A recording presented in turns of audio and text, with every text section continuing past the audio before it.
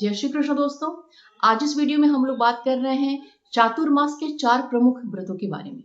वैसे तो देखिए चातुर्मास में बहुत सारे नियम होते हैं जिनका लोग पालन करते हैं, लेकिन अगर व्यक्ति अन्य सारे नियमों का पालन नहीं करता है, मात्र इन चारों व्रतों को अर्थात इन चारों नियमों का वह पालन कर लेता है तो उसे चातुर्मास का पूरा लाभ उसे प्राप्त होता है। चातुर्मास का समय देखिए हर व्यक्ति के लिए बहुत ही विशेष होता है। जो चातुर्मास होता है यह आषाढ़ मास के शुक्ल पक्ष की एकादशी, जिसे कि देवशयनी एकादशी कहा जाता है, इस दिन से चातुर्मास प्रारंभ हो जाता है और ये 4 महीने चलता है। सावन, भादो, क्वार और कार्तिक। जब 4 महीने पूर्ण हो जाते हैं तो कार्तिक मास के शुक्ल पक्ष की जब एकादशी आती है, देव उठनी एकादशी, जिसे कि हरिप्रबोधिनी एकादशी भी कहा जाता है, उस समय जो है यह चातुर्मास समाप्त होता है।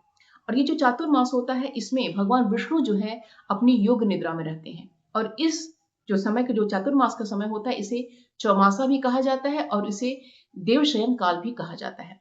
तो जो देवशयन का काल होता है इसमें जो है व्यक्ति अपने आहार पर नियंत्रण करता है, अपने जो है आध्यात्मिक उन्नति करने का इसमें प्रयत्न करता है, क्योंकि इस समय मोस्टली जो है पूजा पाठ, जप तप, ध्यान, स्वाध्याय आदि इन्हीं चीजों पे जो इसमें फोकस किया जाता है और अपनी आहार पे जो है नियंत्रण किया जाता है। और इस समय जो है देवशयन काल में सभी मांगलिक कार्य जो है बंद हो जाते हैं, जैसे कि शादी है, विवाह है, मुंडन संस्कार है, जनेऊ संस्कार है, नए घर में प्रवेश आदि जो हमारे बड़े बड़े जिनको शुभ मुहूर्त देख के कार्य किया जाता है, वो सभी कार्य जो है इस समय जो है बंद हो जाते हैं। इसमें केवल जो है अपने शरीर को स्वस्थ रखने का उपाय किया जाता है और अपनी आध्यात्मिक उन्नति का उपाय किया जाता है। और जिसमें भगवान जागृत होते हैं 4 महीने के पश्चात देव उठनी एकादशी पे, उसके पश्चात जो है मांगलिक कार्य पुनः प्रारंभ हो जाते हैं और जिस दिन भगवान जागृत होते हैं उस दिन जो है तुलसी विवाह भी किया जाता है। देखिए मांगलिक कार्य तो इस चातुर्मास में बंद होते हैं, लेकिन इस 4 महीने में हमारे जितने भी तीज त्योहार मुख्यतः सभी जो है इसी समय मनाए जाते हैं। हमारे जितने बड़े बड़े जो बहुत ही ज्यादा हम जिनको सेलिब्रेट करते हैं इसी समय 4 महीने में ही वो सेलिब्रेट किए जाते हैं। और इस समय जो है अपने हमको आहार विहार मतलब जो हमारे आहार होते हैं जिनको हम लेते हैं इसमें उस पर भी हमें बहुत ही ज्यादा नियंत्रण करने का समय होता है, क्योंकि ये जो ऋतु परिवर्तन का समय होता है। तो अगर व्यक्ति अपने आहार पर नियंत्रण नहीं करता है तो बहुत सारी बीमारियां जो होती हैं उसके शरीर में घर कर जाती हैं, क्योंकि बीमारियां जो हैं हमारे शरीर में ही हैं, अगर उन्हें हम मौका देते हैं तो वो उत्पन्न हो जाती हैं। तो इस समय अगर हम अपने आहार पर नियंत्रण करते हैं तो हम बीमारियों से बचते हैं, क्योंकि इसमें बीमारियों को उत्पन्न होने का समय रहता है, क्योंकि ऋतु परिवर्तन इसमें होता है। बारिश का समय हो जाता है और बारिश जैसे जैसे धीरे खत्म होने लगती है, ठंड का मौसम जो है पुनः जो है प्रारंभ। चातुर्मास में देखिए हमें अपनी रसना पे, अपनी रसेंद्रिय पे अर्थात अपनी जिह्वा जिसके माध्यम से विभिन्न प्रकार के स्वाद लेते हैं उस पे नियंत्रण करने का, उस पे कंट्रोल करने का हमें सुझाव दिया जाता है, क्योंकि अगर हम अपनी रसेंद्रिय पे अगर हम नियंत्रण करते हैं तो ये हमारा एक तरीके का व्रत माना जाता है। तो हमें 4 महीने जो हमारे होते हैं सावन, भादो, क्वार और कार्तिक, इन सभी चारों महीने में हमें अलग अलग व्रत करने का सुझाव दिया जाता है, खाने पीने पर नियंत्रण करने का सुझाव दिया जाता है। तो चातुर्मास का जो पहला महीना होता है वह सावन का महीना होता है। तो सावन महीने में हमें शाक व्रत करने को कहा जाता है, जिसे कि साग भी आप लोग बोलते हैं। तो इस महीने में हमें सभी प्रकार की जो है हरी पत्तेदार सब्जियों का जो है हमें त्याग करने का सुझाव दिया गया है, क्योंकि जो हम अपने आहार पे नियंत्रण करते हैं तो ये हमारा एक तरीके का व्रत होता है। ठीक है। तो सावन के महीने में जितने भी हरी पत्तेदार सब्जियां हैं, जैसे पालक है, मेथी है, बथुआ है, चौलाई है, अन्य भी बहुत प्रकार के जो साग होते हैं उन सभी का जो है इस महीने में त्याग किया जाता है। तो क्योंकि देखिए ये जो बारिश का मौसम होता है और बारिश के मौसम में बहुत ही सूक्ष्म जीव जो होते हैं वो उत्पन्न हो जाते हैं और इन पत्तों पे होते हैं, कुछ तो हमें दिखाई देते हैं, कुछ हमें दिखाई नहीं देते हैं। तो अगर इन हरी पत्तेदार सब्जियों को हम खाते हैं तो हमारे शरीर में विभिन्न प्रकार की बीमारियां उत्पन्न हो जाती हैं, इसीलिए सावन के महीने में शाक व्रत किया जाता है। ठीक है। और जो दूसरा महीना हमारा आता है वह है भादो का महीना। भादो के महीना में देखिए बारिश का महीना होता है और इस महीने में देखिए दधि व्रत किया जाता है, अर्थात दही का जो है दही व्रत किया जाता है। इस महीने में दही का त्याग किया जाता है। दही देखिए बारिश के मौसम में बहुत ही जल्दी विकृत हो जाता है, इसकी जो बैड बैक्टीरिया होते हैं बहुत ही जल्दी उत्पन्न हो जाते हैं। तो अगर इस महीने में हम दही खाते हैं तो हमारा स्वास्थ्य जो है बहुत जल्दी खराब हो जाता है। ठीक है।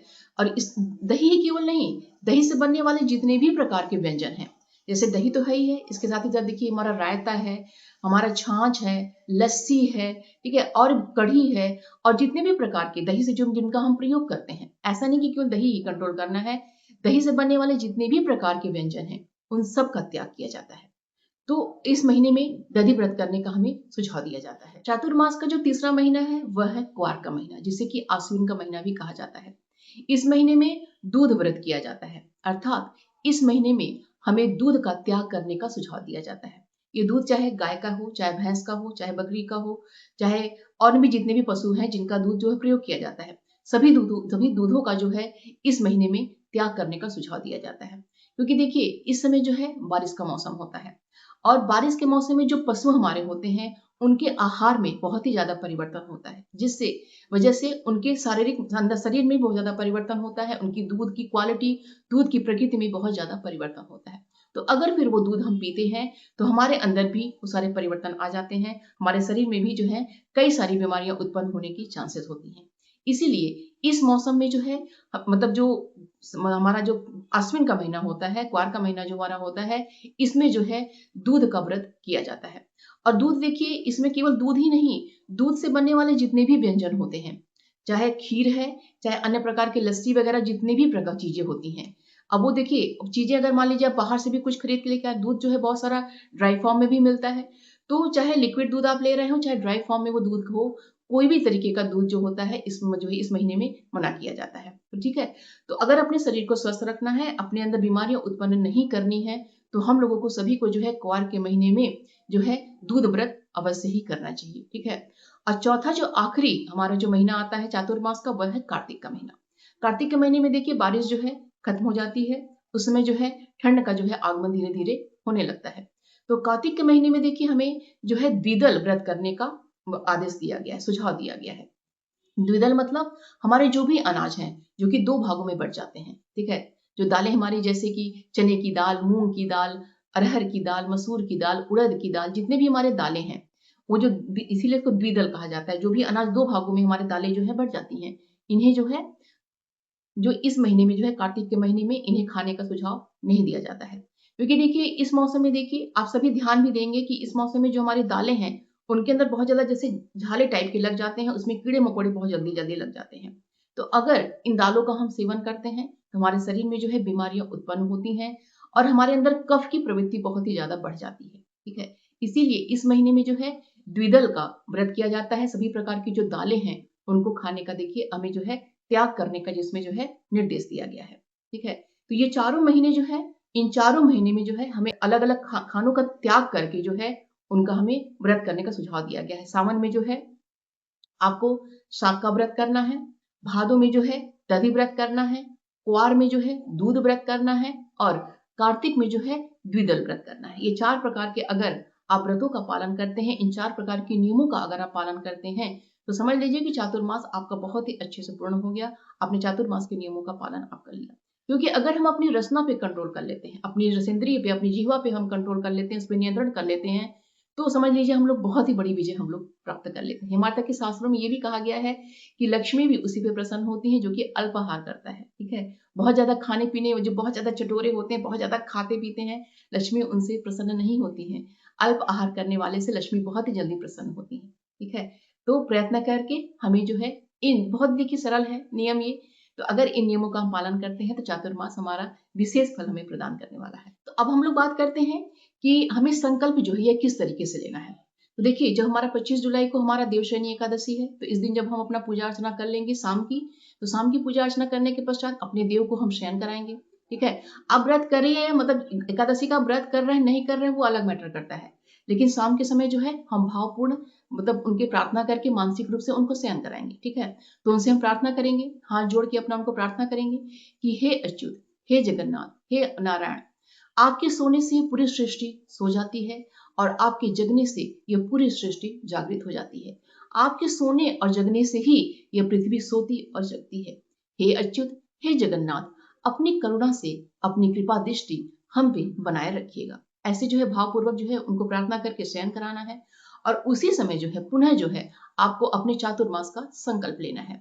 तो देखिए आप अपने हाथ में भी जल लेके संकल्प कर सकते हैं या फिर केवल हाथ जोड़ के जो है आप जो है संकल्प कर सकते हैं। ठीक है, तो संकल्प देखिए अगर संकल्प जो है और जो अभी मैंने प्रार्थना कराया है शयन करने का, इसको जो अगर आपको संस्कृत में बोलना है तो डिस्क्रिप्शन में मैं दोनों ही जो है डिस्क्रिप्शन में डाल दूंगी, आप वहां से उसको देख के आप उसको भी बोल लीजिएगा। क्योंकि देखिए मुझे भी खुद भी जो है संकल्प का पूरा संस्कृत में पूरा अच्छे से याद नहीं है, तो हिंदी में जो है मैं पढ़ के अभी आपको सुना दे रही हूँ, उसको सुन लीजिए। और जैसे कि आगे मैं नेक्स्ट वीडियो बनाऊंगी कि जो आपका चतुर्मास का और जो भी नियम है, तो अगर उसमें कुछ ऐड करना होगा कि अगर आप इन 4 जो व्रत हैं, शाक व्रत, दही व्रत, दूध व्रत और द्विदल का व्रत, इनके अलावा भी अगर आप कोई अन्य नियम ले रहे हैं तो उस संकल्प में उसको भी आप ऐड कर लीजिएगा। ठीक है, तो अभी जो है हिंदी में कैसे संकल्प लेना है इसको मैं आपको बता दे रही हूँ। तो संकल्प आप लेंगे अपने हाथ को जोड़ के, हे प्रभु, चारों मासों में जब तक देव जागृत नहीं होते हैं तब तक सावन में शाक, भादों में दही, कुआर में दूध और कार्तिक में द्विदल का त्याग करती हूँ या फिर करता हूँ। हे अच्युत, मेरे व्रत को निर्विघ्न रूप से संपन्न करिए। हे अच्युत, मेरे व्रत को, हे आपकी कृपा दृष्टि से यह व्रत सिद्ध हो। हे जनार्दन, इस व्रत को ग्रहण करने के पश्चात यदि मेरी मृत्यु हो जाए तब भी आपकी दया से यह व्रत संपूर्ण हो। तो इस संकल्प में देखिए वो चारों जो जो हमारे आहार पे नियंत्रण का है, शाक, दूध, दही और द्विदल, इसका संकल्प इसमें लिया गया है। तो अगर आप अन्य कोई संकल्प लीजिएगा तो इसमें और आप ऐड कर लीजिएगा। ठीक है, तो उम्मीद करती हूँ कि ये वीडियो आप सभी के लिए बहुत ही हेल्पफुल होगा। इससे संबंधित कोई भी प्रश्न अगर आपका होगा तो कमेंट बॉक्स में मुझसे पूछिएगा, मैं रिप्लाई आपको अवश्य करूंगी।